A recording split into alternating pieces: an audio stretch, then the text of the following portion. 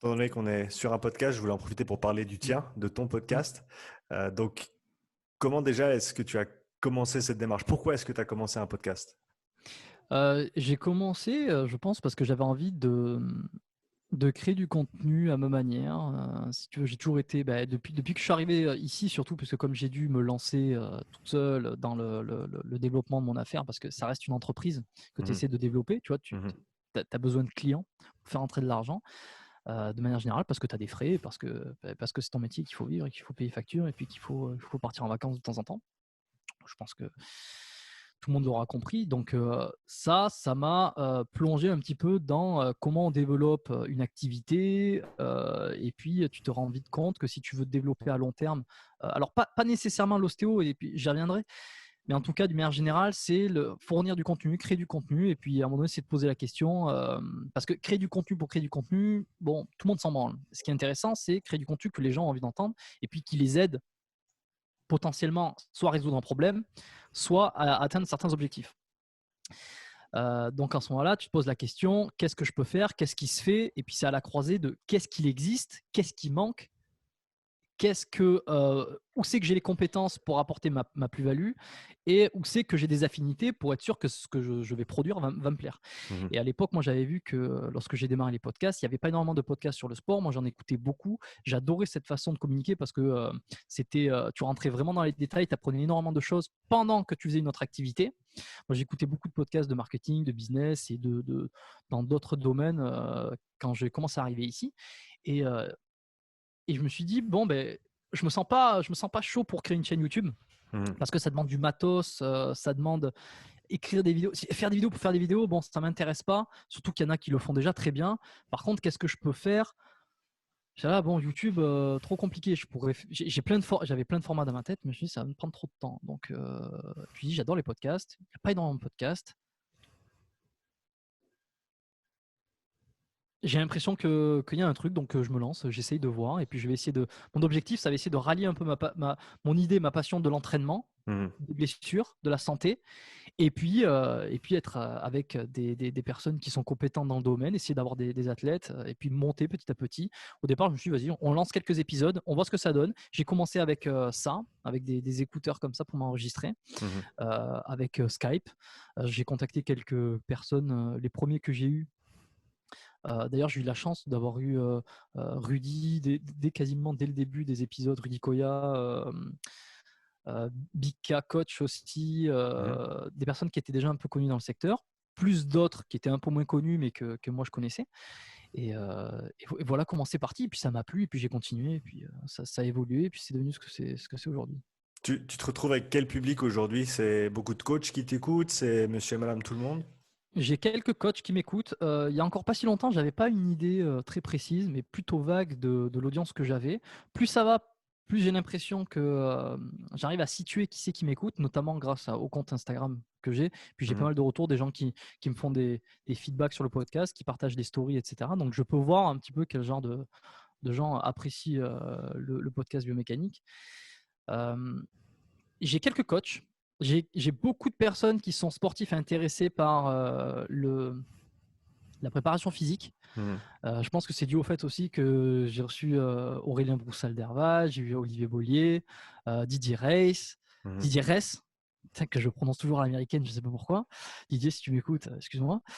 Euh, donc ça a fait que ça m'a attiré aussi des gens qui adoraient la préparation physique, et puis le côté technique de l'entraînement et un petit peu ce qu'il y a derrière.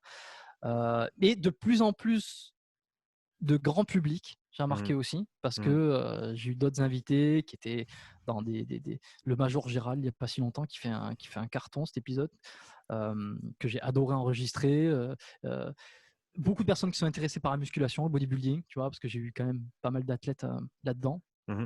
Donc, c'est un panel de sportifs, mais qui tend à grandir et à s'élargir de ce que je vois là. Ouais, on en Et a tant parlé mieux. un petit peu avant de commencer l'enregistrement, mais comment est-ce que peut-être on peut en parler maintenant, comment est-ce que tu choisis tes invités?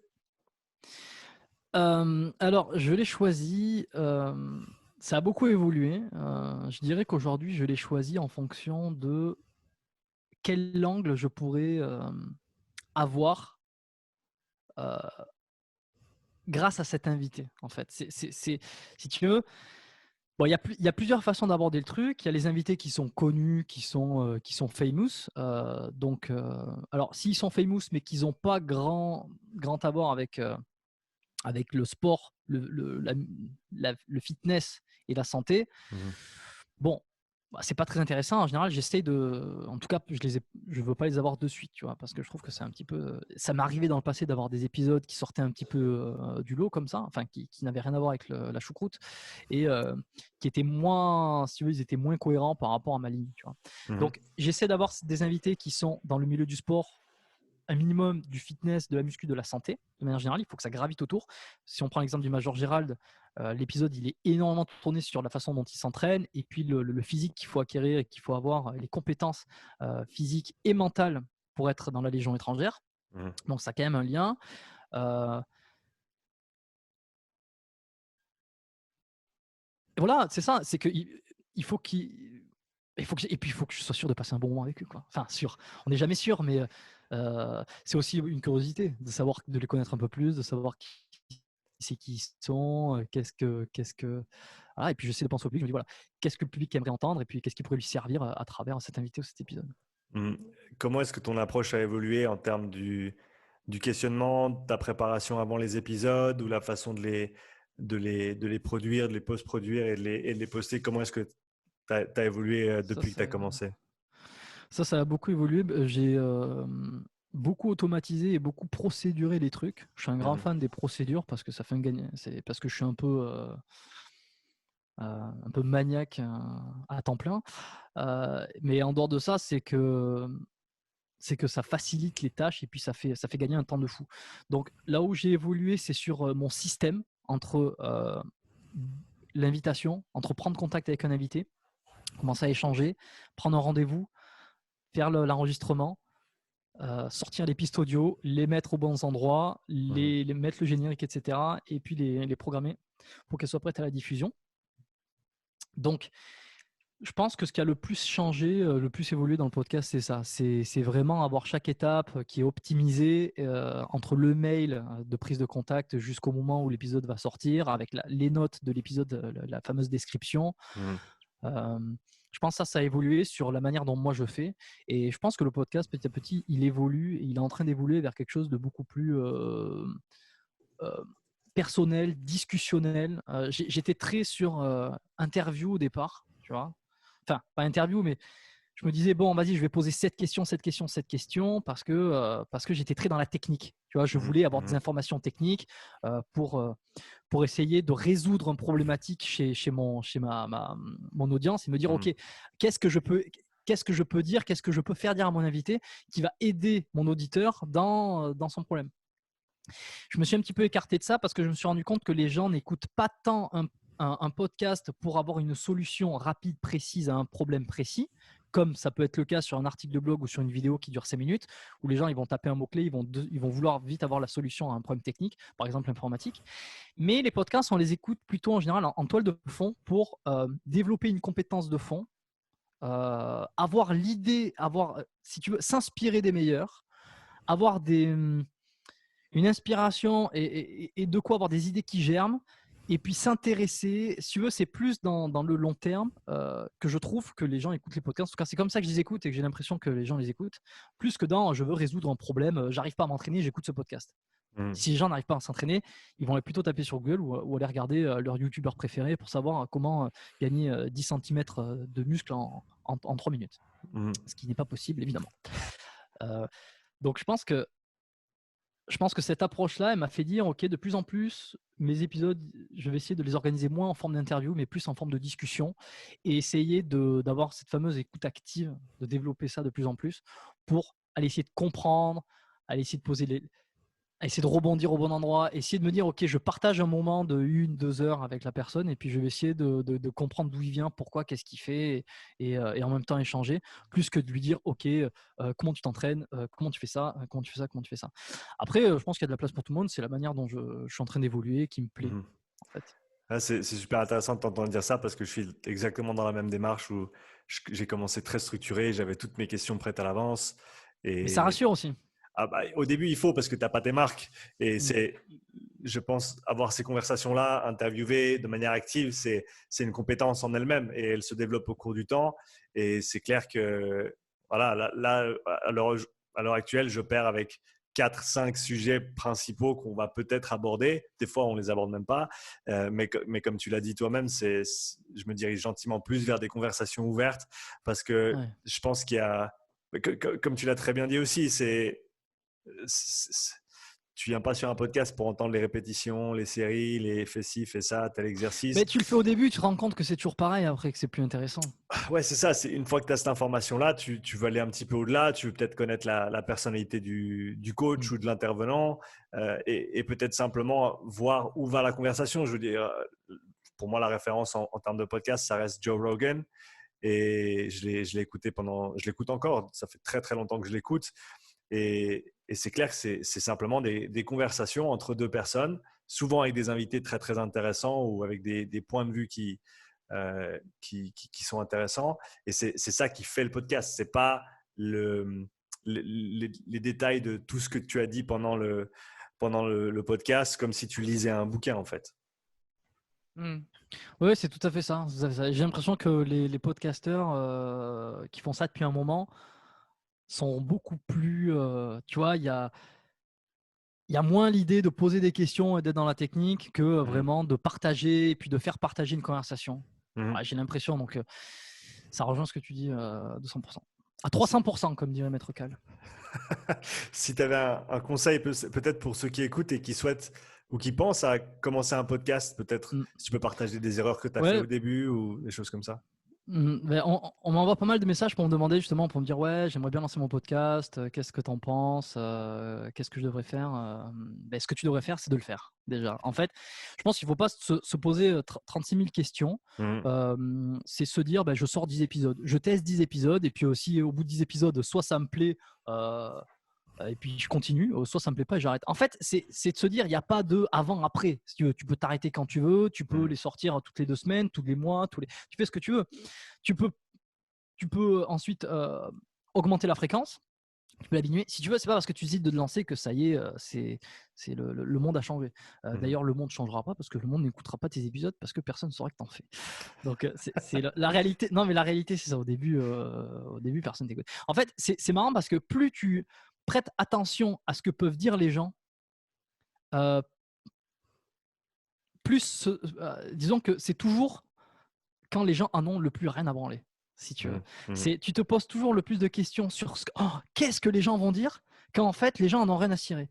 Et plus ça va, et plus les gens t'écoutent, et plus tu as une visibilité, moins tu prêtes attention à ça. C'est une courbe inversée. Donc t'inquiète pas, quoi que tu fasses au début, personne ne le verra, tu seras invisible. Non mais c'est vrai parce que le coup de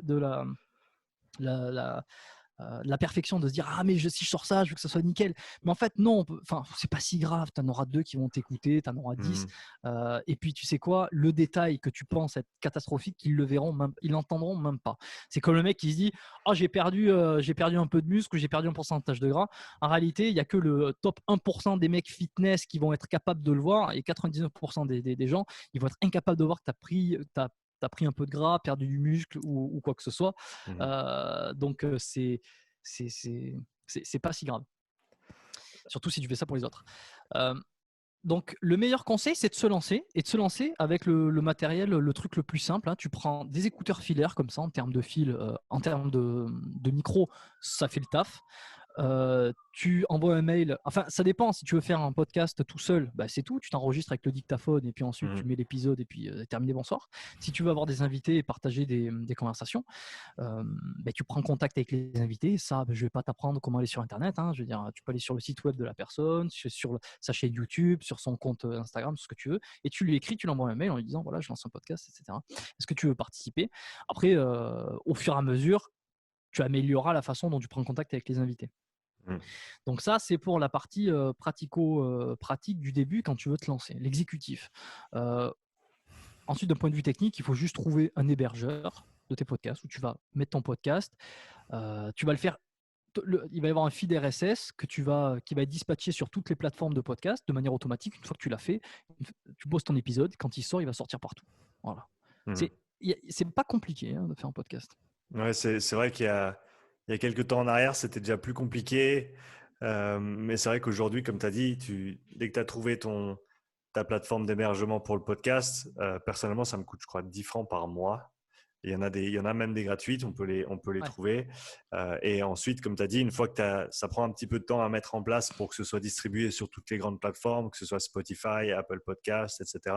Mm. Mais une fois que ça s'est mis en place, tu as littéralement à mettre en ligne, à uploader le fichier audio, mettre un titre, une description, une image peut-être, et après c'est go, quoi. Donc c'est vrai que de ce Ouais. côté-là, c'est pas énorme comme temps. Non, et puis il y en a, ils veulent avoir. Et puis je faisais partie de ces cas-là, d'avoir tout nickel avant de démarrer, que l'image soit parfaite, que le titre il soit bon. Non, il faut que le titre il reflète ce que tu as envie de faire. Alors, au-delà de tout le côté technique comme ça, je dirais ce qui est important, c'est de se dire quelle est la thématique. Mhm. Parce que, bon, faire un podcast en racontant ta vie, ça n'intéressera personne, sauf si tu es Tom Cruise ou je sais pas qui. Si tu n'es pas connu, raconter ta vie n'intéresse pas grand monde. Parce que ta vie, personne ne la connaît. Donc, personne n'a envie de la connaître. Mhm. C'est de se dire, quelle est la thématique, qu'est-ce que je peux apporter aux gens, on en revient à ce qu'on disait tout à l'heure, c'est est-ce que je peux résoudre une problématique ou est-ce que je peux aider les personnes à atteindre un objectif. Et l'objectif, ça peut être soit se développer si tu es coach sportif, ça peut être soit être mieux dans ta tête si tu es dans le dev perso, ça peut être rigoler ou passer du bon temps si tu veux faire purement du divertissement. Mhm. Ça peut être, bah, tiens, j'adore le cinéma, donc je vais faire des critiques de films en podcast. Mais comment faire pour donner envie aux gens de regarder le film ou de s'intéresser au cinéma, etc., etc. On en revient toujours à qu'est-ce que les gens veulent et tu leur donnes. Et tu leur donnes selon toi tes compétences et les affinités que tu as. Donc je pense que c'est intéressant d'être à la frontière entre qu'est-ce que je peux apporter, dans quoi je suis bon et qu'est-ce qui me plaît. Mais il ne faut pas être focus sur qu'est-ce qui me plaît absolument, parce que ça, c'est hyper égoïste. C'est le monde s'en fout de ce qui vous plaît si ça ne leur plaît pas. Mhm. Donc, qu'est-ce qui me plaît suffisamment pour que je continue à faire ça, que j'y prenne du plaisir et que ça soit du long terme. Parce que quand tu crées du contenu, que ce soit en podcast ou ailleurs, si tu n'as pas un minimum de plaisir ou que tu ne dégages pas une satisfaction, c'est très difficile de continuer au long terme. Et Mhm. puis tout est long terme. Je veux dire, personne n'a jamais fait quoi que ce soit dans un domaine en faisant 4 épisodes. Donc il faut partir avec l'idée que tu vas faire sur du long terme, mais rien t'empêche de dire je vais tester 10 épisodes, si ça ne me plaît pas, j'arrête. Ou si c'est pas fait pour moi, j'arrête. Mais donc choisir une thématique, là où que tu aimes bien, là où tu as des solutions à apporter ou en tout cas une expertise à donner, ou je sais pas, moi tu parles peut-être bien, tu es un bon raconteur d'histoire, ben, c'est une skill que tu peux mettre au service du podcast. Mhm. Et voilà, donc voilà, la thématique, le sujet, les grandes lignes que tu vas aborder dans ton podcast. Ça, je pense que c'est plus important, être aligné. euh, je veux dire, c'est prioritaire à quelle est l'image de ma couverture, quelle est l'image de mon truc, et puis dans quel hébergeur, quel truc, etc. Mhm. Voilà, je pense qu'il faut démarrer par là, sans se prendre la tête. Est-ce qu'il y a d'autres podcasts, toi, qui t'inspirent ou que tu Mm. écoutes fréquemment pour euh, simplement peut-être rester à jour ou trouver les meilleures pratiques ou simplement écouter une bonne conversation? Ouais, il y a des pots. Alors attends, mais je vais regarder là, si tu veux. Parce que j'en ai beaucoup. Je les écoute pas tous tout le temps, mais Mhm.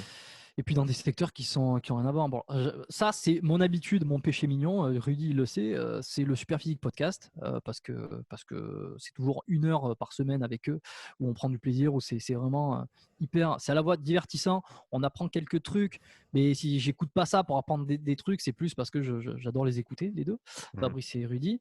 Donc, le Superphysique podcast, je l'écoute chaque semaine. J'adore le podcast Génération Do It Yourself parce que c'est un modèle d'un grand podcasteur français. Mhm.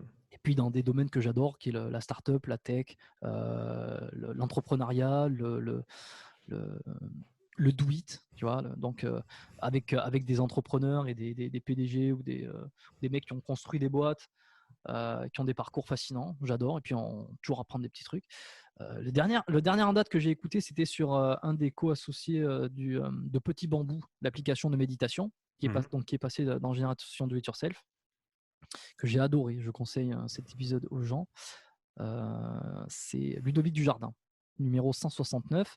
J'ai adoré Le 171 aussi. Mais bon, je ne vais pas tous les faire. Hein, parce que c'est toujours très intéressant, ces réflexions de vie, des réflexions d'ambition et Ouais. de développement de projet. J'adore ce podcast. Hein, j'adore le deuxième podcast qui fait La Martingale. Ça parle plus de finance et d'investissement. Mhm. En termes de sport, hein, excuse-moi, hein, parce que j'en ai beaucoup là. Ils sont où? J'adore Thinkerview aussi, mais qui est plus des réflexions sur la société. J'ai découvert Expansion de Eric Flagg, que je trouve ça pas mal, tu vois, récemment. La pause fitness que j'écoute régulièrement de mon collègue ou pote, Fitness Smith. Ah, j'ai pas le nom de tête. Non, mais moi non plus, ça m'énerve d'avoir des trous en direct comme ça parce que tu n'arrives pas à trouver, tu te dis putain, je trouve pas et les gens voient que je trouve pas, quoi. Donc, tu rentres dans ta tête, c'est marrant. Mais la pause fitness de Fitness Smith qui est hyper intéressant pour tous ceux Ouais. qui veulent des informations de qualité d'actualité, d'infos un petit peu précis sur l'entraînement, le style de vie, tout ça, c'est super intéressant. Beaucoup de podcasts de marketing aussi, Marketing Mania, j'adore, hein, Mhm. évidemment. ABD Podcast, le podcast d'Aurélien Boursal-Derval. Le tien aussi évidemment qu'on peut recommander à tous ceux qui nous écoutent. Je C'est pense que s'ils gentil. sont là, Merci. c'est qu'ils le connaissent de toute façon. Et surtout la santé d'Étienne Buidon, pas mal. Des fois, ça part un petit peu dans les étoiles, mais ça permet de voir un petit peu jusqu'où ça peut aller Ouais. dans les thérapies, les trucs, tu vois. Je suis pas d'accord avec tout et je suis pas, j'ai pas les mêmes visions que tous les invités ou la même façon de penser, mais c'est super intéressant. Si vous voulez rager un petit peu. Ça fait combien de temps qu'on enregistre là? Ça fait un peu plus, c'est 1h04. un peu plus d'une heure, donc je pense que les gens se sont barrés. Enfin, les gens moins pas intéressés se sont barrés, donc je peux commencer à me lâcher. Pour les 3 personnes qui restent. C'est- pour tous ceux qui ont un petit peu marre enfin pas marre, mais qui ont envie d'entendre du féminisme et d'entendre parfois des conneries féministes, les couilles sur la table. J'écoute ça parce qu'au départ, je trouvais ça hyper intéressant d'avoir cette vision, cette approche féministe. Bon, plus ça va, plus je trouve que c'est un podcast qui est totalement à charge. Il n'y a jamais un seul. Donc en fait, je suis en train de démonter un podcast en direct live. Les couilles sur la table. Non, par contre, les couilles sur la table, je recommande des épisodes avec Virginie Despentes qui étaient. Il y en avait deux, je crois, qui étaient excellents, les deux épisodes. Après, Mhm. tout le reste, il y a à boire et à manger.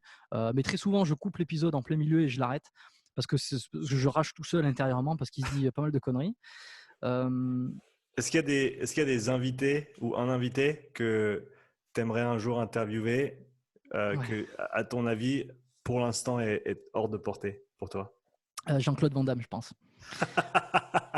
Ouais, ça, c'est un grand monsieur, ça. Ouais, c'est un grand type et c'est un grand défi aussi. Et l'idée m'est venue après avoir enregistré, enfin pendant l'enregistrement avec Mick Hauser, un épisode sur Mhm. le podcast, où il disait que l'un de ses modèles, et puis parmi beaucoup d'invités, c'est un modèle récurrent. Hein. C'est un de ses modèles dans son développement physique et puis dans sa jeunesse. Et puis j'ai été dit, bah, si je pouvais l'avoir sur le podcast, ça serait excellent. Et l'idée a germé, je me suis dit, c'est vrai que ça pourrait être un de mes objectifs, tu vois, un de mes objectifs finaux, c'est de pouvoir faire un épisode avec Jean-Claude Van Damme. Il y Mhm. en a d'autres évidemment, hein, mais c'est le premier qui me vient comme ça. Tu les fais tous en français, tes épisodes? Oui, oui, oui, bien sûr. Je ne pense pas avoir un niveau suffisant pour faire une discussion de 2 heures fluide Mhm. avec tous les mots que je peux Mhm. trouver, avec tout ce qui est nickel en anglais. Et Ouais. puis surtout que maintenant, je pense que c'est mort parce que je parle, j'arrive à me démerder en anglais. Mhm. euh, mais c'est surtout que j'ai une audience maintenant qui est francophone. Donc je pense que je suis pas sûr que ça arrive pour le coup, que j'ai un anglophone sur le podcast. Mhm. En tout Et toi, cas, je sais que tu le fais, et je trouve ça fort. Je ouais, trouve ça fort d'arriver à faire les deux. j'ai la chance d'avoir grandi en parlant les deux langues. Donc ça, après, j'ai passé 7 ans au Canada, ce qui fait que tout ce que j'ai appris sur l'entraînement, je l'ai appris en anglais en fait. Donc en revenant ici en Suisse, il y a bientôt 2 ans, j'ai galéré au début, pour être très très franc, avec juste le vocabulaire en français. Mm. J'utilisais des mots qui voulaient rien dire parce que je les traduisais directement de l'anglais. Enfin, j'ai dû apprendre à parler en français dans le monde de l'entraînement parce que j'avais tout appris en anglais. Mm. Donc là, ça va parce que je commence à arriver à mettre un mot derrière l'autre, après l'autre en français. Mais pendant un moment, c'est vrai que Je pense que même encore aujourd'hui, ça fait 2 ans qu'on est revenu en Suisse, encore aujourd'hui, j'ai plus de facilité à échanger en anglais qu'en français. Et est-ce que tu arrives à, parce que tu fais les deux, toi tu fais des épisodes en anglais et en Mhm. français, on pourra en reparler dans l'épisode qu'on va faire sur le podcast biomécanique, parce que pour ceux qui savent pas, tu seras sur mon podcast aussi, donc on va Juste. creuser là-dessus parce que j'adore ça. Mais tu sais quoi, je garde la question pour quand tu Ouais, viendras et puis on en ouais. discutera de comment tu arrives à gérer cette double langue sur ton podcast.